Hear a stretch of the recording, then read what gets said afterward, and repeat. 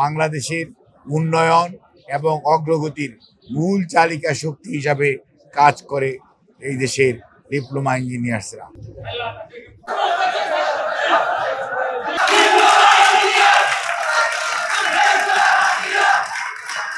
বিগত জুলাই আগস্টের আন্দোলনেও ডিপ্লোমা ইঞ্জিনিয়ার্সদের একটি বিরাট অংশ শহীদ হয়েছে এবং বিভিন্নভাবে আহত হয়েছে, পঙ্গুত্ব বরণ করেছে। তাদের সবার জন্যই আজকে এখানে কিছুক্ষণ পূর্বেই দোয়া করা হয়েছে এবং দোয়ার জন্যই আমরা শহীদ জিয়ার মাজারে নেতৃবৃন্দ সহ বিশেষ করে হানিফ সাহেব এবং কাজী সাখাওয়াত সাহেবের নেতৃত্বে আমরা ডিএফএ নবগঠিত আহ্বায়ক কমিটির নেতৃবৃন্দের নেতৃত্বে এখানে বাংলাদেশের ডিপ্লোমা ইঞ্জিনিয়ার্সরা সমবেত হয়ে পুষ্পস্তবক অর্পণ এবং শ্রদ্ধা নিবেদন করেছে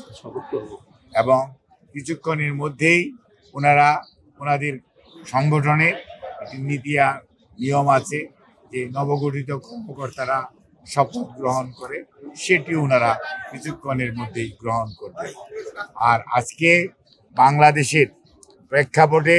আমরা শুধু এখানে শপথ গ্রহণ অথবা দোয়া বা পুষ্পস্তবকের অর্পণের মধ্য দিয়ে নিজেদেরকে সীমাবদ্ধ রাখতে চাই না।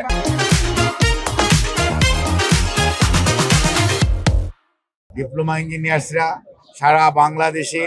প্রতিটি উপজেলায়, প্রতিটি পৌরসভায়, ইভেন তারও নিম্ন স্তরে প্রতিটি বিভাগে বাংলাদেশের উন্নয়ন এবং অগ্রগতির মূল চালিকা শক্তি হিসাবে কাজ করে এই দেশের ডিপ্লোমা ইঞ্জিনিয়ার্সরা। হাজার হাজার ডিপ্লোমা ইঞ্জিনিয়ার্স সরকারি এবং বেসরকারি সেক্টরে কাজ করে আজকের যে বাংলাদেশ, সেই বাংলাদেশ যেমন এ পর্যন্ত আসার ব্যাপারে ভূমিকা রেখেছে, আগামীর বাংলাদেশ বিএনপির ভারপ্রাপ্ত চেয়ারম্যান জনাব তারেক রহমানের নেতৃত্বে ইনশাআল্লাহ আগামীর বাংলাদেশ গড়ার জন্য ওনারা ৩১ দফার আলোকে ওনাদের যে ভূমিকা সেটি রাখবে। আজকের এই নবগঠিত কমিটি গঠন প্রক্রিয়ার মধ্যে যারা সম্পৃক্ত ছিলেন, বিশেষ করে বিএনপির ভারপ্রাপ্ত চেয়ারম্যান, তার প্রতি আমরা সবাই কৃতজ্ঞতা জানাই। অ্যাসোসিয়েশন অফ ইঞ্জিনিয়ার্সের সাবেক মহাসচিব, সাবেক সংসদ সদস্য প্রকৌশলী শাহরিন ইসলাম তুহিন, উনিও ওনার ভূমিকা রেখেছেন এই ডিএফকে কীভাবে আরও ব্যাপকতর করা যায়, বাংলাদেশের বিভিন্ন প্রত্যন্ত অঞ্চলে সুসংগঠিত করা যায় সেই লক্ষ্যে। কাজেই আপনারা সবাই দেশবাসীর প্রতি এবং ডিপ্লোমা ইঞ্জিনিয়ারদের প্রতি আমাদের আহ্বান থাকবে, আসুন